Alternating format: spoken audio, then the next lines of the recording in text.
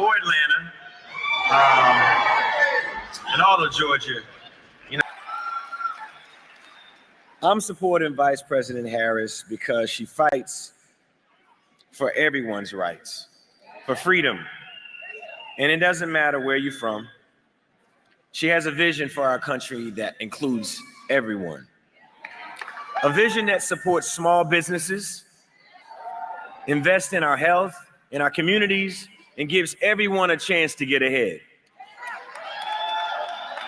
But we got work to do, Atlanta. ATL, we got work to do to get this campaign across the finish line. I'm counting on you. We can make a difference in this election, Georgia, but we got to be committed to do it. Are you ready? We've lived through some very unfortunate realities of our past. However, we must learn from those moments and understand that the voice that we have makes the difference that we want to see. We have to strive to not allow our past to define our future. That's right. And then we need everyone to get out there and to support this campaign. It doesn't matter whether it's going from door to door. Every call matters. Every conversation matters. All of it makes a difference in closing this race. We have the power to change this moment in the present. How we vote, I mean, everything that we do within the next 17 days will affect the lives of our children, of our grandchildren, of the people whom we love the most. Let's vote for a future, ladies and gentlemen. The future that we want them to thrive in. I love you more, but I love Kamala Harris even more. I want her to be our next president of the United States. And we can do it, but we're gonna do it together. One more time. We ready? What? Come on, Georgia. What? One more time. We. Hey.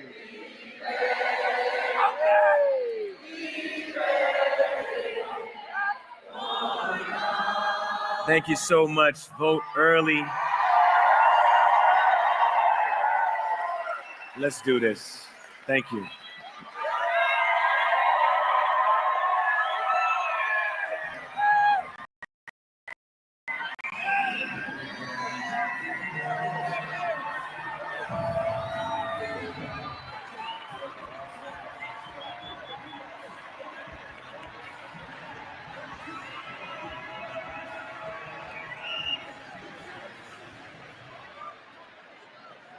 I've never slept a full night in my entire life. I was 5 years old when my stepfather abused me for the first time. I just felt like I was alone on a planet with a monster. I was 12 when he impregnated me. I just remember thinking, I have to get out of my skin. I can't be me right now. Like, this can't be it.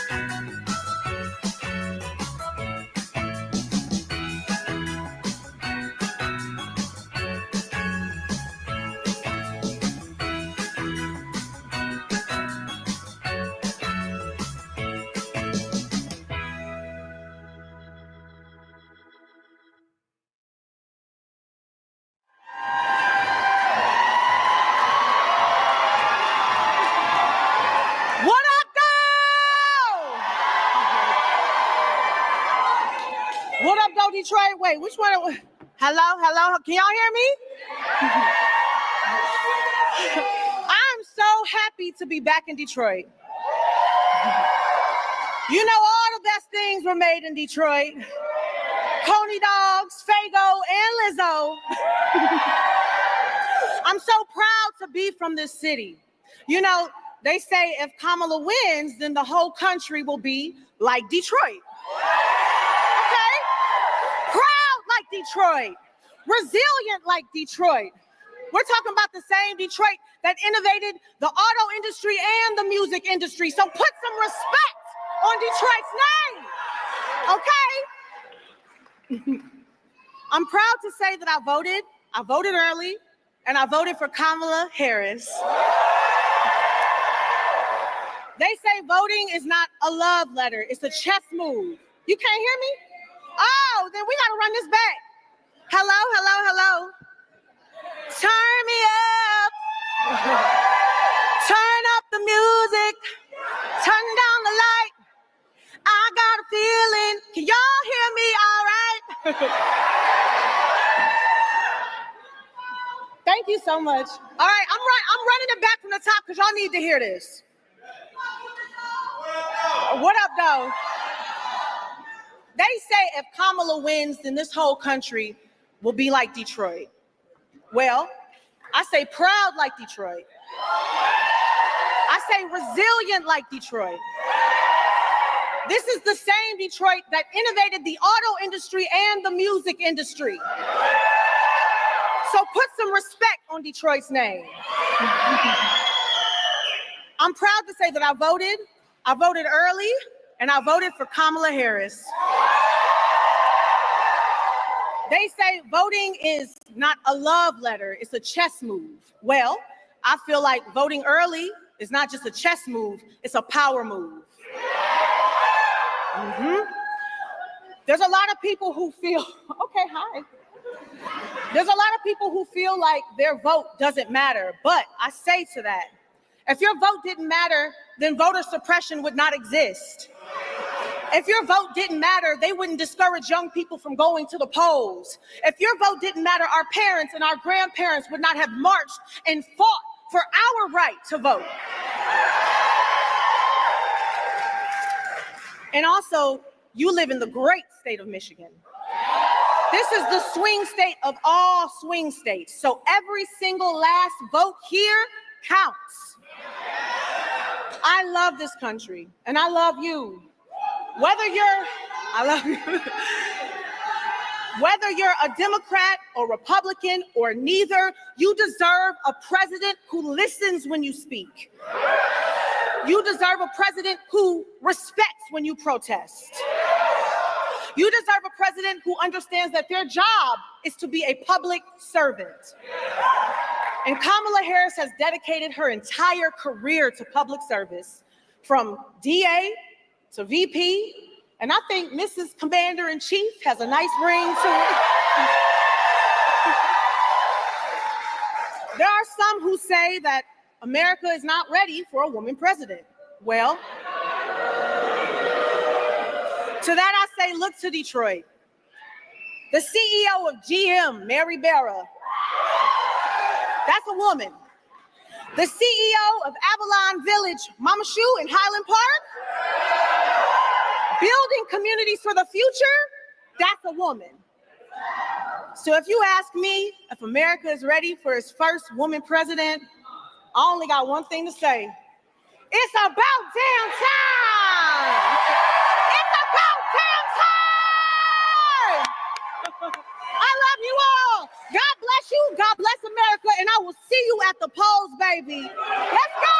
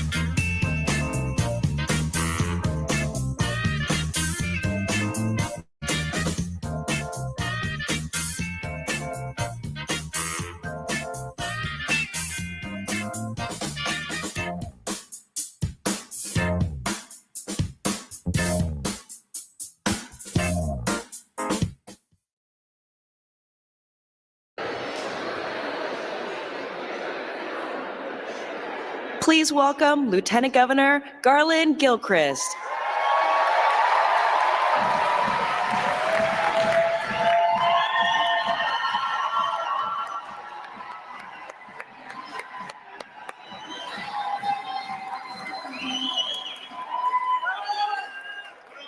What up, though, Detroit? All right, look. Don't y'all hate it when people come in here and talk trash about Detroit? Like, I know how I feel. Look, I lived in another part of the country. And I know what it felt like when people had bad things to say about my city. But I also know that the Detroit story is the most fundamentally American story that you can tell. We are a community that when anybody tries to knock us down, we are the fastest and strongest and stand back up and stand tall. We are a community that when somebody tries to look past us, we stand up tall and say, you gonna see me. The city of Detroit and the state of Michigan is a story that everyone not only wants to hear, but wants to be a part of. Because we know that the only way that we can succeed is when we walk and work together.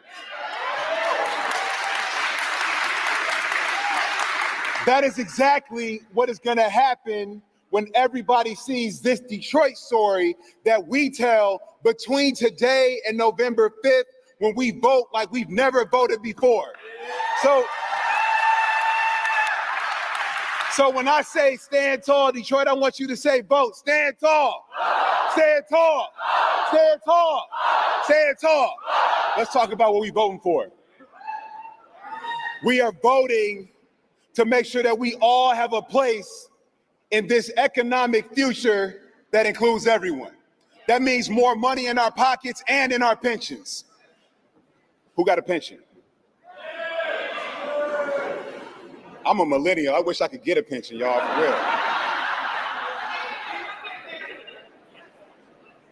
But because Vice President Kamala Harris protected pensions for 1 million union members at the federal level.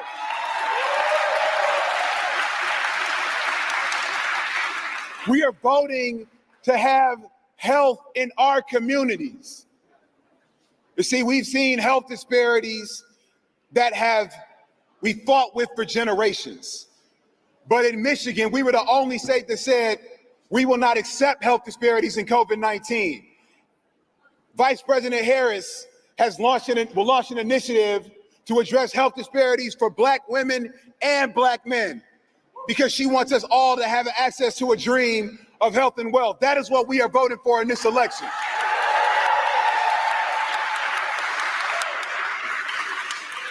We are voting to make sure that everyone has the right to define their family and their future as they see fit by having access to full reproductive freedom.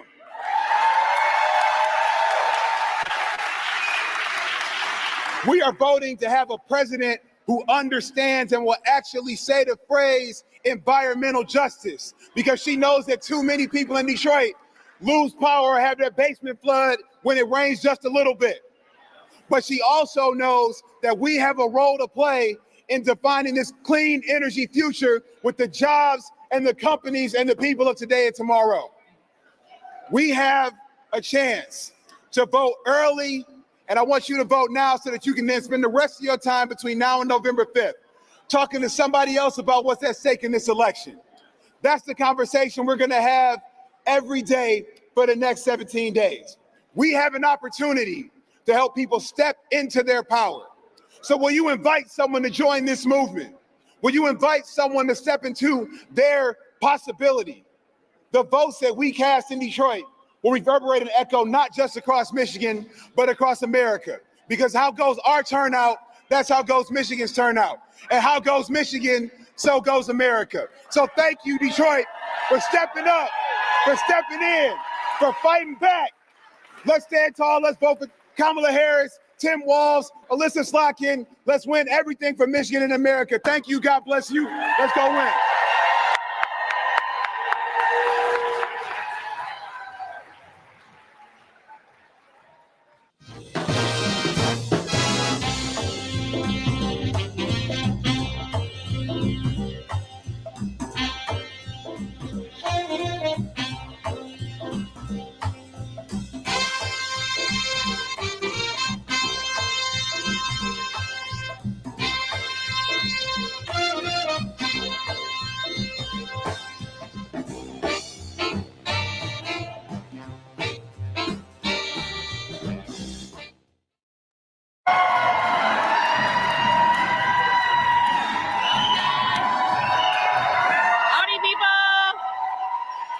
This is the quiet section over here.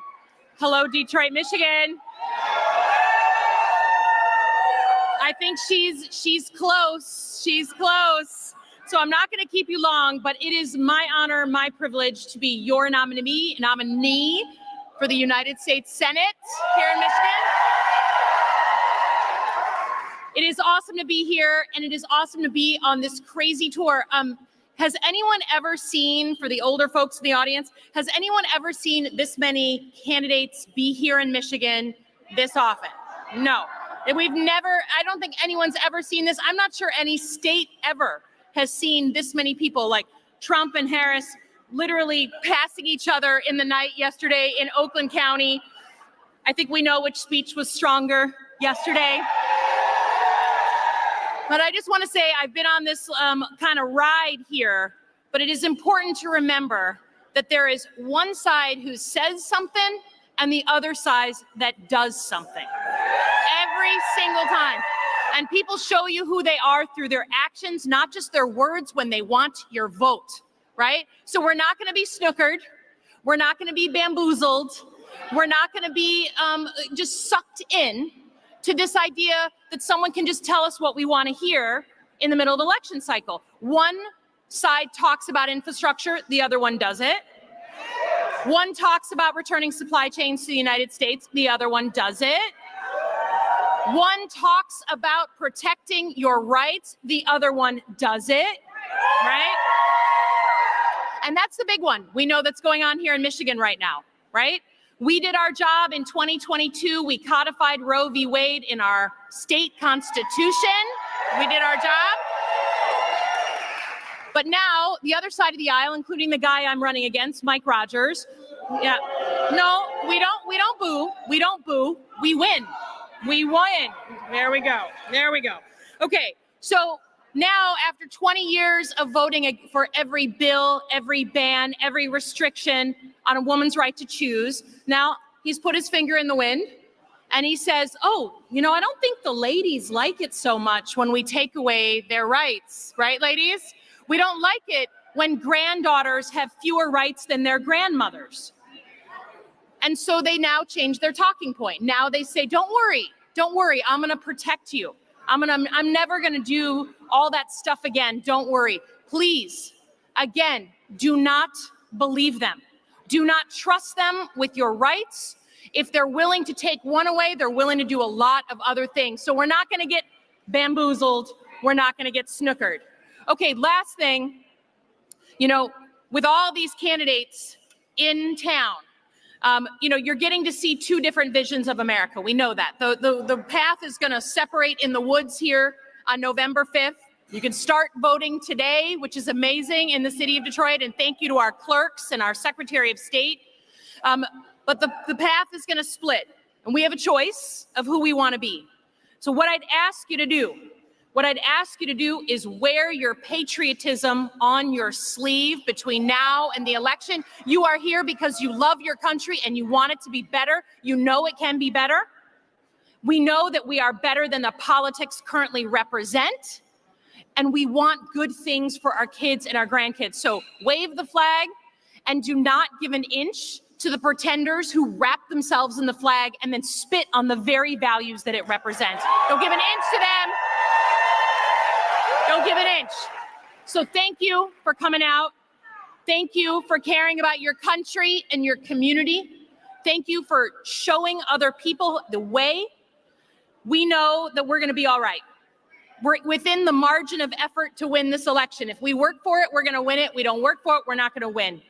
But we know Michigan understands our place in history. We have a job to do. Keep your eye on the ball. Our mission is to keep this blue. Let's do it, Michigan. Thank you, guys.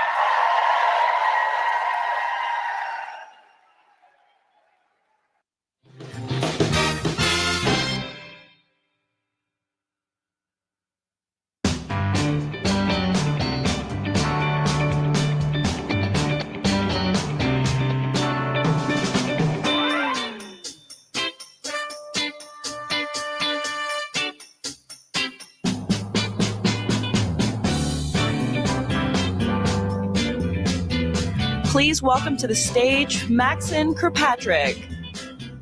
All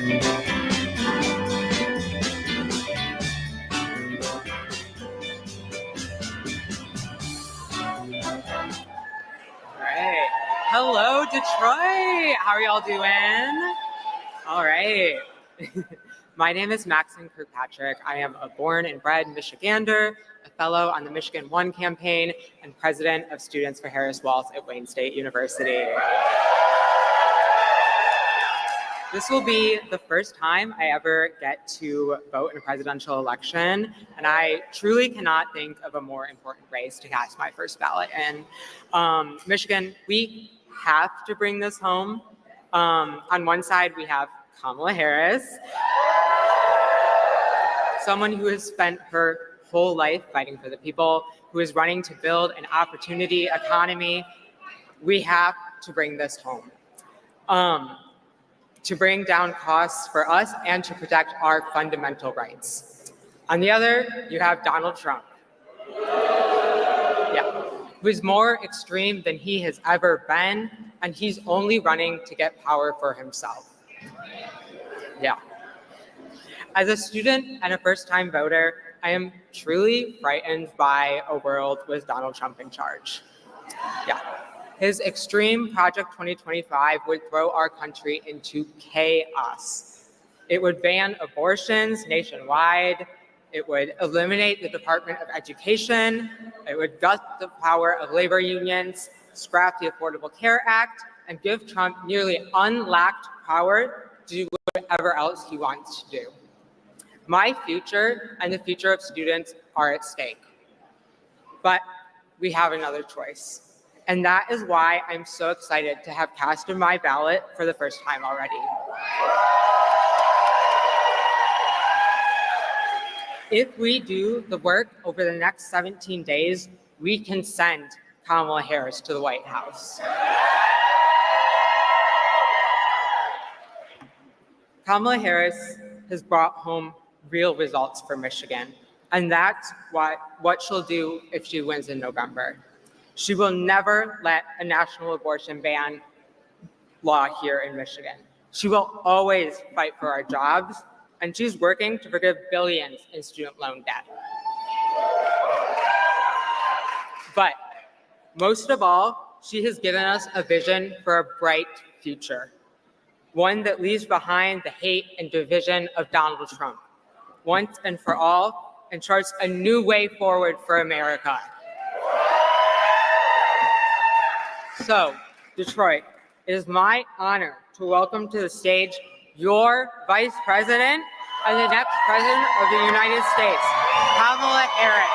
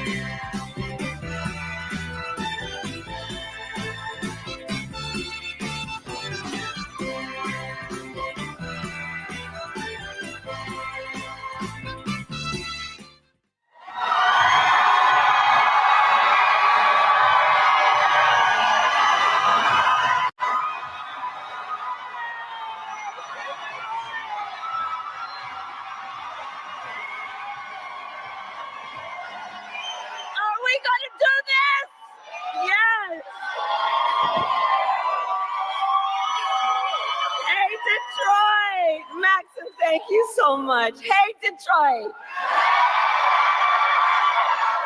Are we ready to get out there and get everyone to vote? And the mic is not on now, it's on. Hey, Detroit, are we ready? Yes, we're ready. So before I came out, my team was telling me, and I was talking to some members of the press, and they said, hey, since early voting has started, can you hear me? You can't hear me. They can't hear me. Okay, I didn't want to have to stand right here. Okay, can you hear me now? Okay, there we go. So my team was telling me, so you know, Georgia started early voting and they broke historic records in early voting. North Carolina started early voting, broke historic records in North Carolina. Now who is the capital of producing records? So we are going to break some records here in Detroit today. Yes, we are. We are going to do this because we know what is at stake and we know the power of the people. This is about the power of the people. This is about knowing each one of us as an individual and as a collective, as a community, as a coalition. We have the power to make the decisions about the direction of our country. And we know this election is about two very different visions for our future.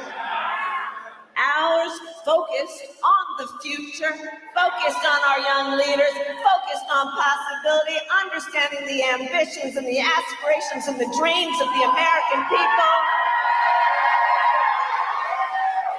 Understanding, like the people of Detroit, we have grit, we have excellence, we have history. And it's about looking in the face of a perfect stranger and seeing a neighbor and understanding we are all in this together.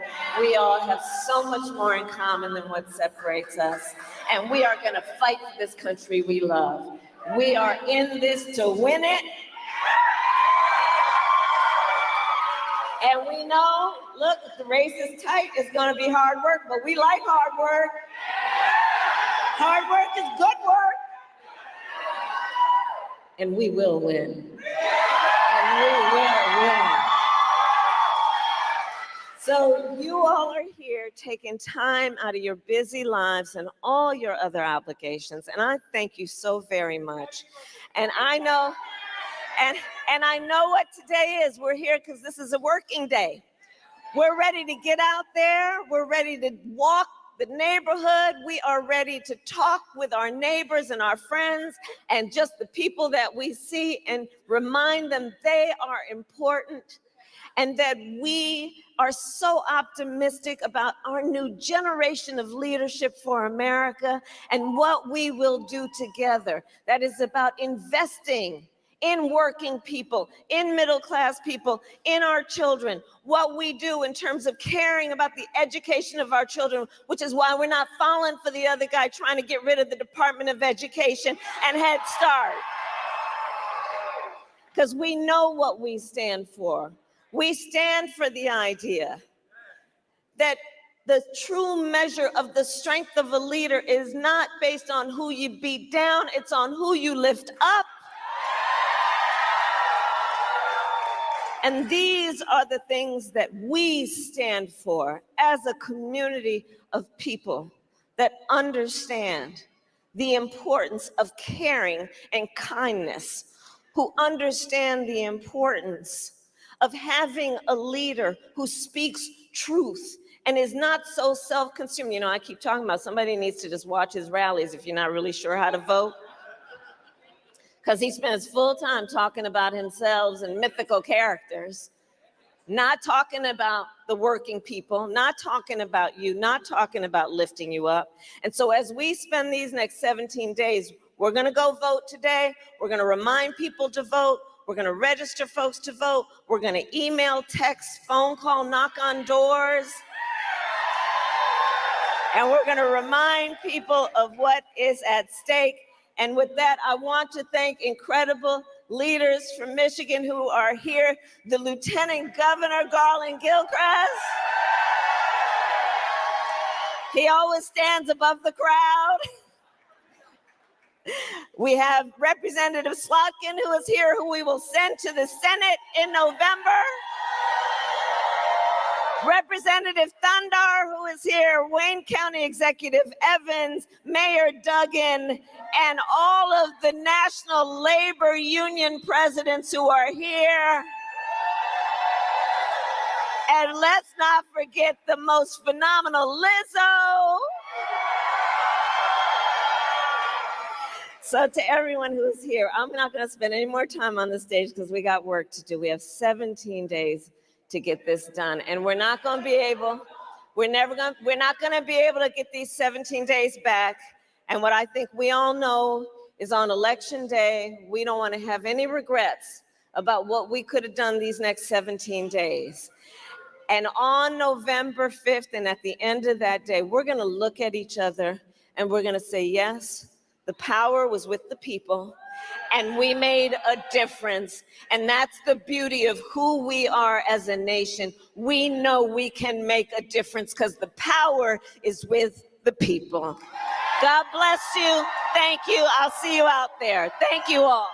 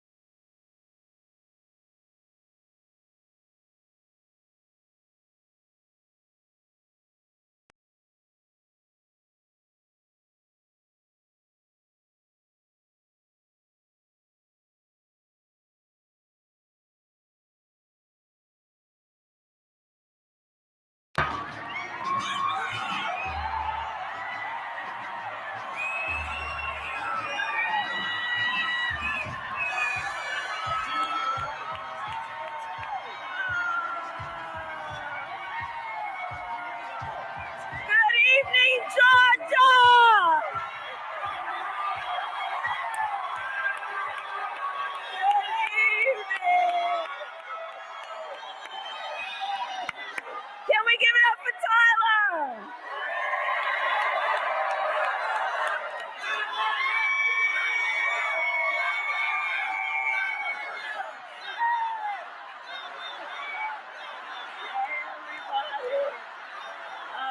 Thank you. Thank you. Thank you. Thank you. All right. We got some work to do. All right. Thank you. It is so good to be back in Atlanta. Thank you all. Oh my goodness. It is so good to be back. And I want to thank all of the incredible leaders who are here. I want to thank everyone for being here when there are so many things that you have to do with your time, and to taking the time to be here, and for us to be here as community, building coalition, being together means the world. This is what our campaign is about. Our campaign is about the people. Our campaign is about the people. And I want to thank Senator Ossoff, who is here. Atlanta's own Representative Nikema Williams. And the many members of the Congressional Black Caucus who are here today, I thank you. Mayor Dinkins, thank you every time I come. You meet me on the tarmac. My pastor who is here, Reverend Dr. Amos C. Brown of Third Baptist Church in San Francisco, I thank you. And of course, USHER, USHER. Got you. And so I thank you all, everybody, for taking the time to be here together. And before, thank you.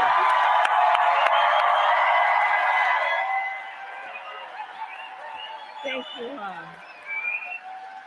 Okay, so before I continue, let me just say on a serious note, there are people here in Georgia still dealing with the devastation from Hurricane Helene. And I'm grateful to all the federal, state, and local personnel who have been working around the clock to help those who are impacted.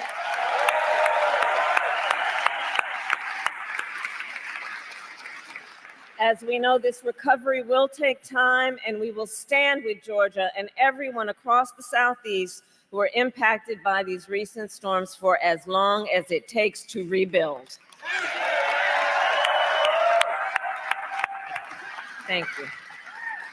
All right, so Atlanta, we have 17 days left. 17 days left in one of the most consequential elections of our lifetime. And look, let's have some real talk. It's going to be a tight race until the very end. And we are the underdog, and we are running as the underdog. But make no mistake, we will win. We will win. Yes, we will. We will win. Yes, we will. We will.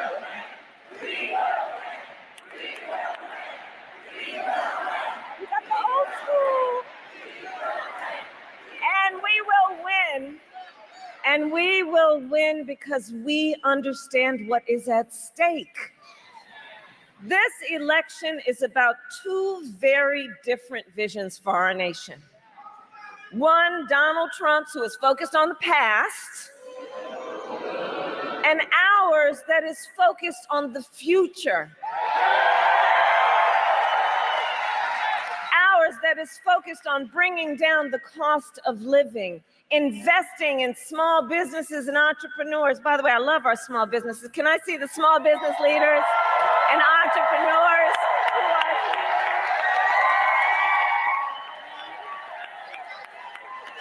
I'm telling you, our small businesses are the backbone of America's economy. I thank you all. And we are here because we are committed to protecting reproductive freedom.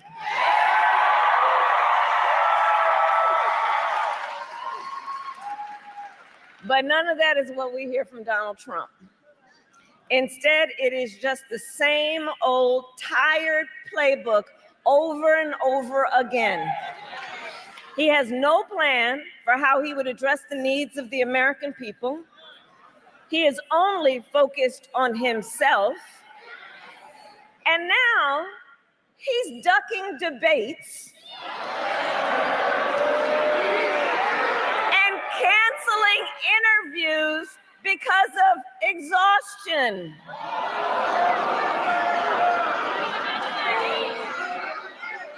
And when he does answer a question or speak at a rally, have you noticed he tends to go off script and ramble?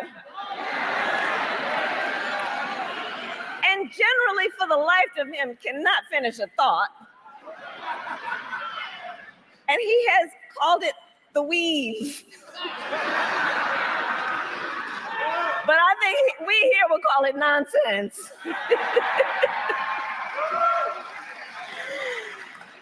So, folks, for these reasons and more, it is time to turn the page.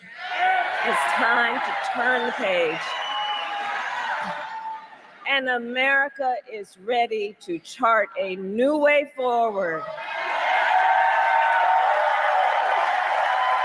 We are ready. We are ready for a new and optimistic generation of leadership. All of you.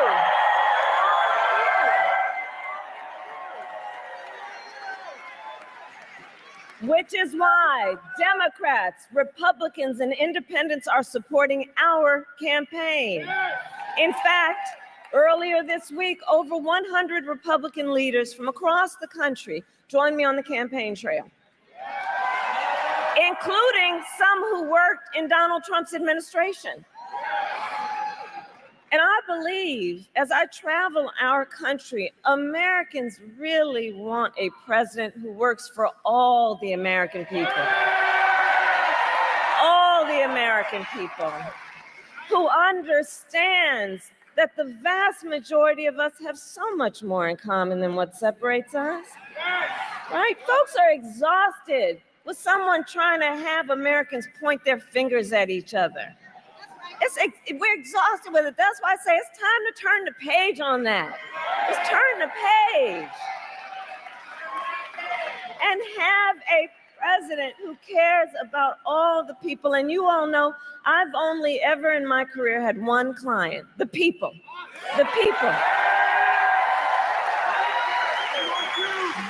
As a young courtroom prosecutor, I stood up for women and children. As Attorney General of California, I fought for students and veterans. As Vice President, I have stood up for workers and seniors. And as President, I will fight for all the American people.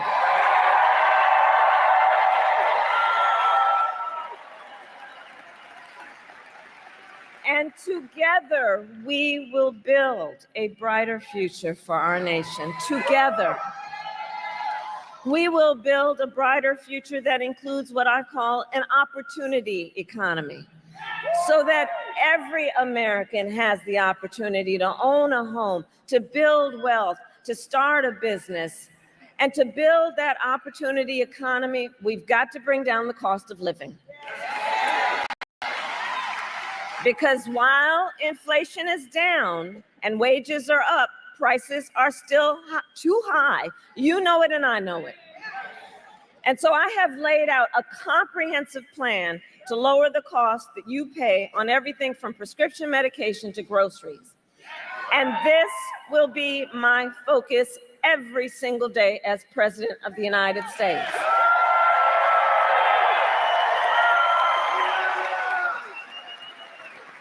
I will take on corporate price gouging. I've done it before and I'll do it again.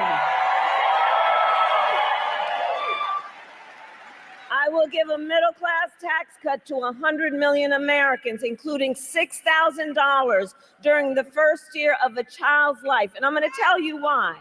Because we all know young parents have a natural desire to parent their children well, but not always the resources to do it. And we as a community need to understand they are the children of the community, and it is in our collective best interest to make sure that they have the resources they need during that critical phase of a child's development, to buy a crib, to buy a car seat, to buy what that child needs during that critical stage of life. That's the kind of leadership that we believe in America.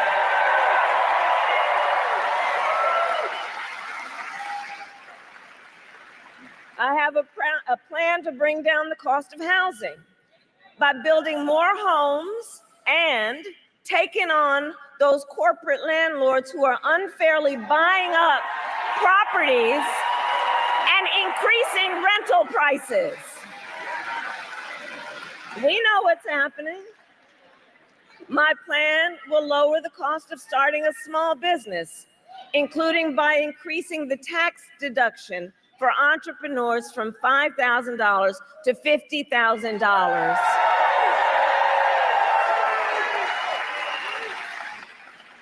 Knowing that our small business owners are civic leaders as much as they are business leaders.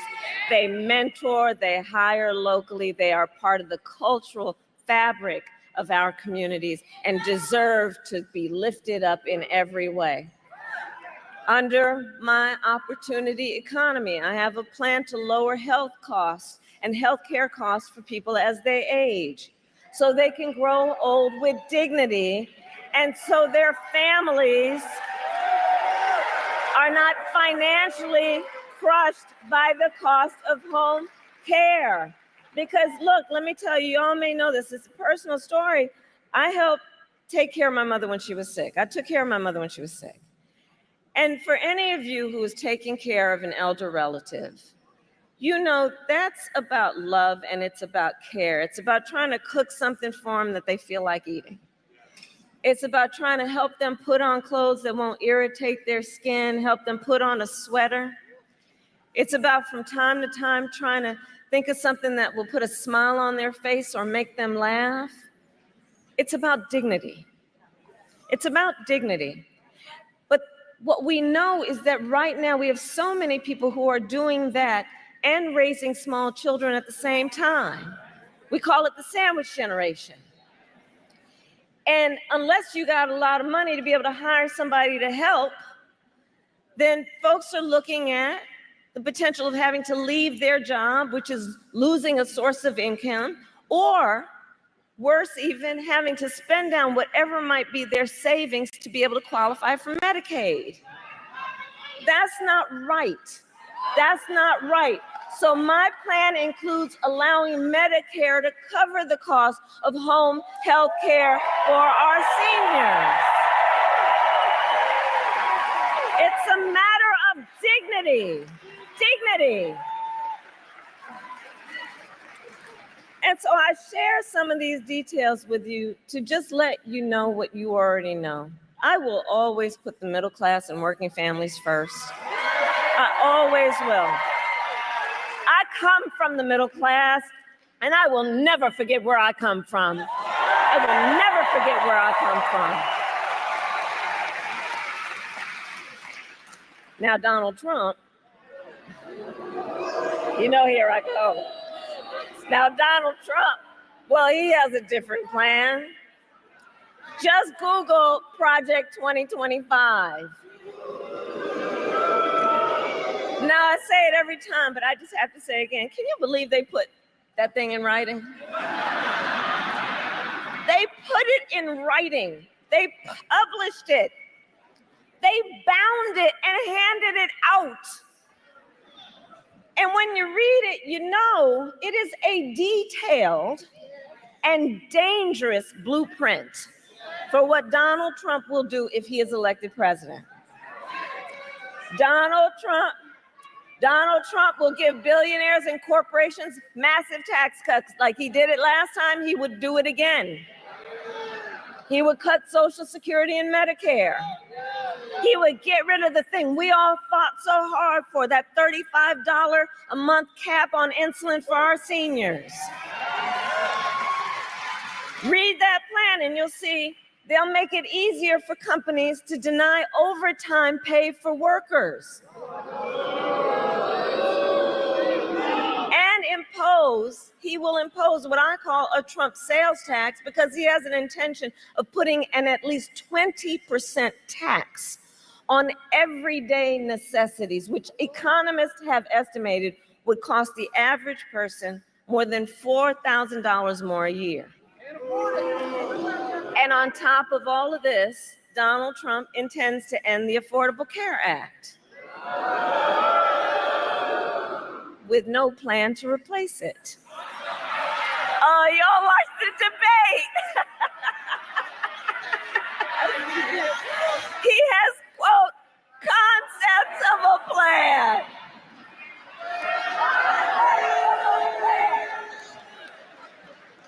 So you all know, and you've heard me say, look, I think, and I do believe Donald Trump is an unserious man. And the consequences of him ever being again in the White House are brutally serious. Brutally serious. Because think about it. The man's going to threaten the health insurance of 45 million Americans based on a concept and take us back to when insurance companies had the power to deny people with pre-existing conditions. You remember what that was? Well, we are not going back. We are not going back. We are not going back. We're not going back. We're not going back. We're not going back. We're not going back. We're not going back. We're not going back. And we are not going back because we are working and intend to move forward, because ours is a fight for the future. And it is a fight for freedom. Like the fundamental freedom of a woman to make decisions about her own body and not have her government telling her what to do. And we know how we got here. Donald Trump hand-selected 3 members of the United States Supreme Court with the intention that they would undo the protections of Roe v. Wade, and they did as he intended. And now, in America, that's immoral.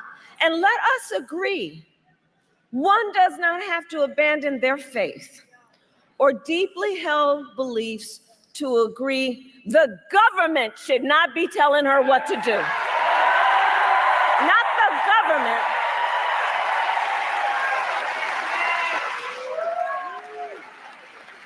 If she chooses, she will talk with her priest, her pastor, her rabbi, her imam, but not the government telling her what to do. So look, we all know this is a healthcare crisis. This is not something theoretical. This is not just about a political conversation. It's very real. And Donald Trump is the architect. Women are being denied care during miscarriages. Some only being treated once they develop sepsis. And tragically, because of these bans, some women have even died. Let me show you what I'm talking about. Roll the clip. My daughter Amber made me so proud.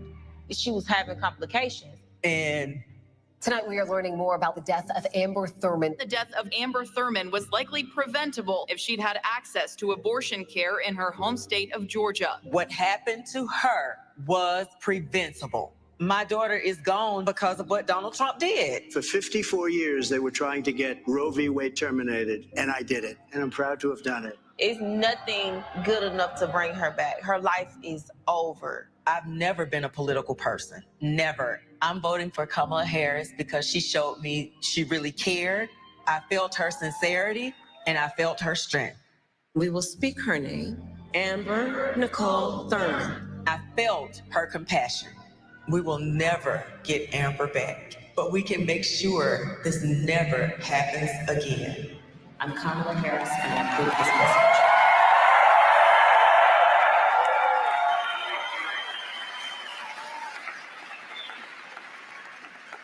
So, clip. Mayor Bottoms and Amber Thurman's family have come out on a press call. And they're doing what's called a pre-buttal 2-hour town hall right now. Oh, that's nice. Yeah. And I want to Get better ratings, I promise.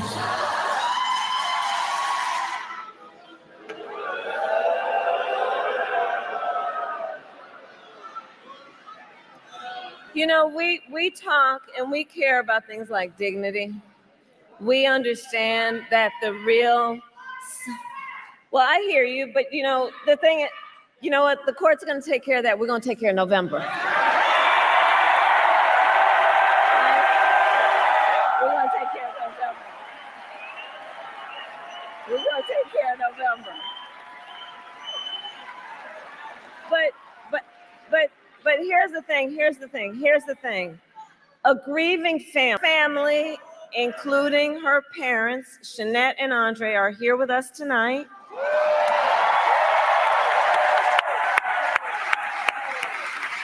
And in front of all the friends here, I thank them both for their courage and their strength. And it is my pledge to the family. Thank you.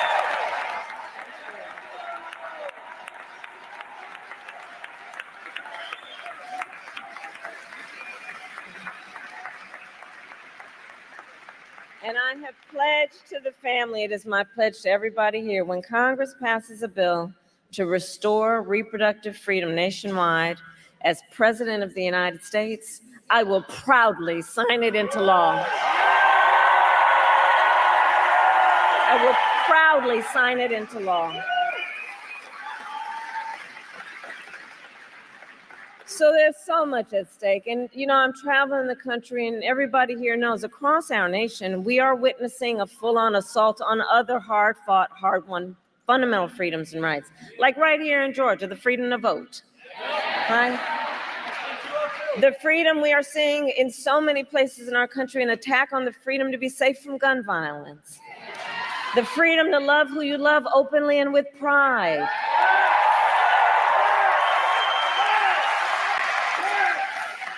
So much is on the line in this election, and this election is not 2016 or 2020.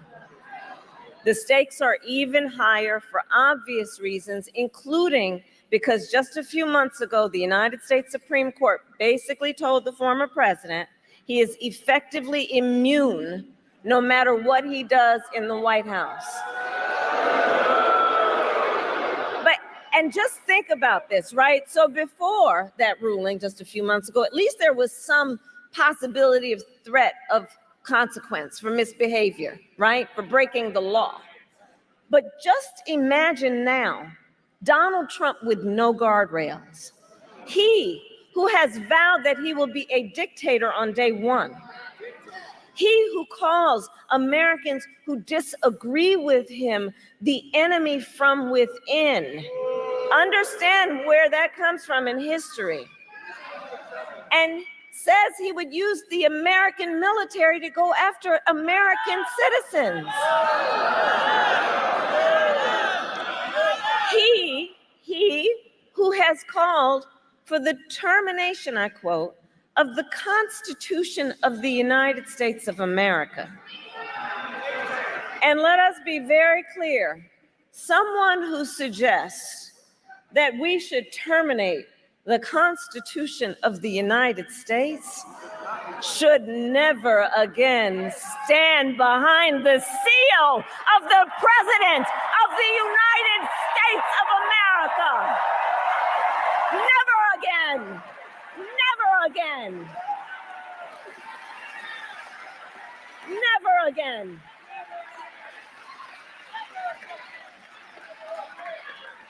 So Georgia, it comes down to this. We are all here together because we know what is at stake. We are all here together because we love our country. We love our country. And I do believe it is one of the highest forms of patriotism to then fight for the ideals of our country. That's what this is about. This is about a fight for the promise of America.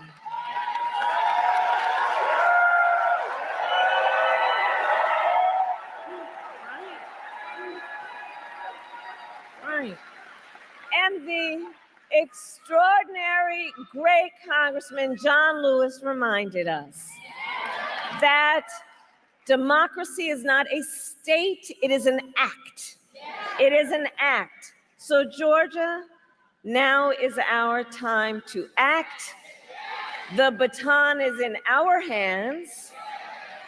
Election day is in 17 days and early voting has already started.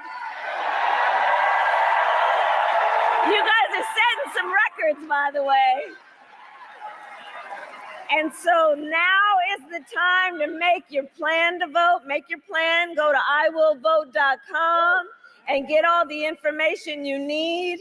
And if you have received your ballot in the mail, please do not wait. Fill it out and return it right away. And you know Georgia's own President Jimmy Carter voted early.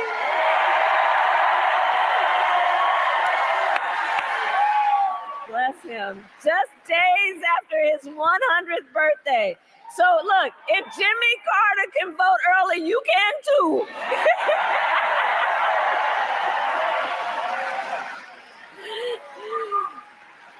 Because folks, the election is here. It's here. And I need you to continue to do what you do so well. Let's continue to energize. Let's continue to organize. Let's continue to mobilize.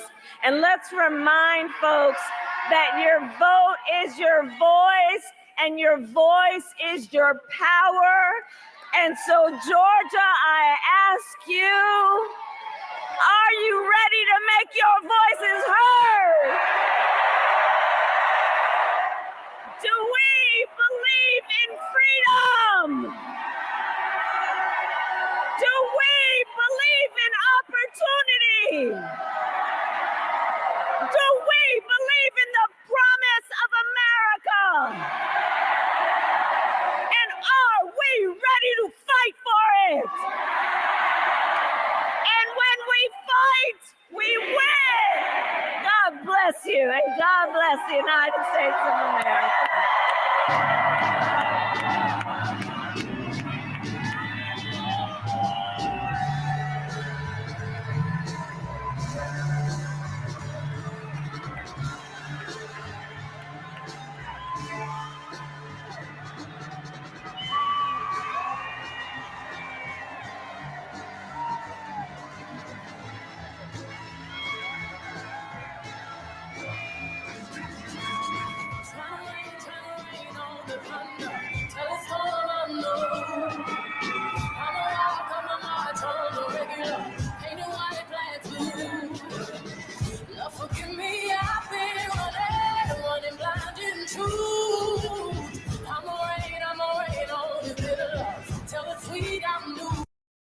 Democracy is do not wait, fill it out and return it right away. And you know, Georgia's own President Jimmy Carter voted early.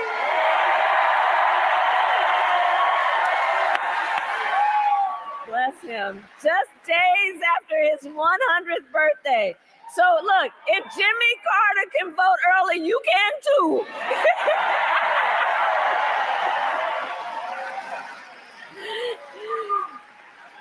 Because folks, the election is here, it's here.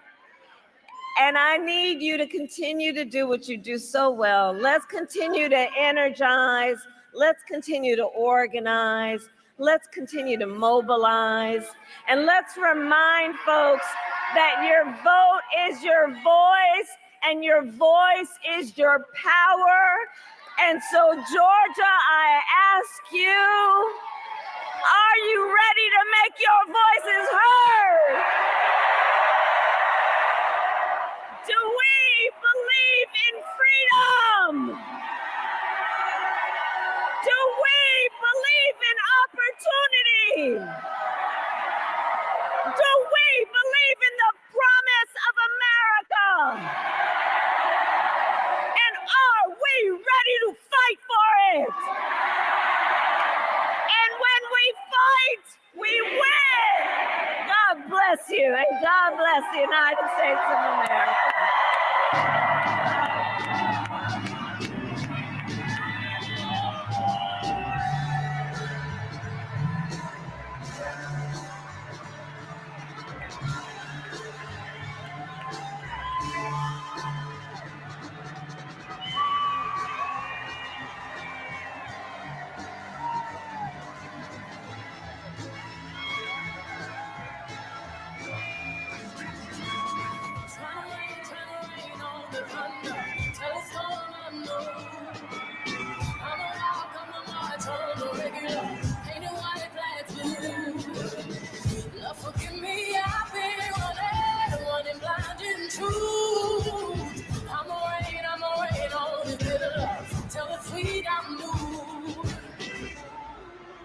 Telling these tears go and fall away, oh, may the last one burn into flame.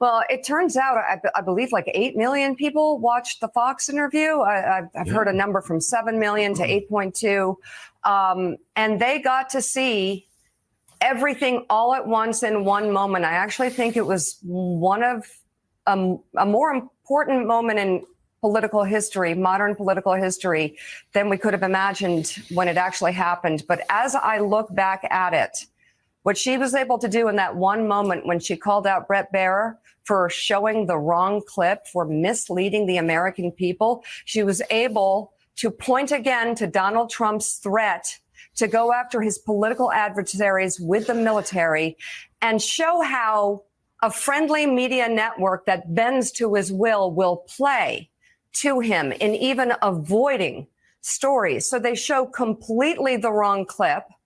She calls him out on it. Now, let me just tell you, from being in TV news all my life, local, cable, network, anybody at this table, I know the producers in the booth, if a clip runs and it's wrong, everybody knows it right away. It's like not the clip you're expecting. You know what you're expecting. And Brett Baier is really intelligent. I mean, they've got the best producers there, highest rated shows. They knew it was the wrong clip. And if they had even said something in the broadcast that they did 20 minutes later after the interview, that would have been reasonable. They waited a full day to tuck in to the end of Brett's show. Oh, by the way, I did make a mistake. I did not see the clip I was expecting. Here's the clip I was expecting. Okay, moving on. And no one on the network has talked about the clip at all. All they've done is talk about how Kamala Harris is nasty. But they haven't talked about how she actually called out Fox News on Fox News for what they do, which is sometimes disinformation, depending on the show. But at other times, it's subtle like this. Misleading the American public, moving things, avoiding the actual point of a story, or just not covering it. And in this case, it was all revealed in one moment by the candidate who was in the hot seat during a contentious interview, and yet she noticed the clip was wrong. He didn't. I'm absolutely certain he knew it was the wrong clip, and he should have said it right away. So, Jean, your new column in the Washington Post is titled "Harris Ought to Send Brett Baier Flowers for That Fox News Interview." I agree. Tell us more. Yeah. No, absolutely, because what an opportunity she had. It was a moment. There was potential peril there for her in going on that interview with Fox News, and there was also a potential big upside, and I think she got all the upside she possibly could have gotten and more. She first of all, she got to present herself as she is, not as the caricature that Fox viewers have been told she is since she got in the race, or even before. She's not this sort of empty, vacuous shell who speaks only in word salad. In fact,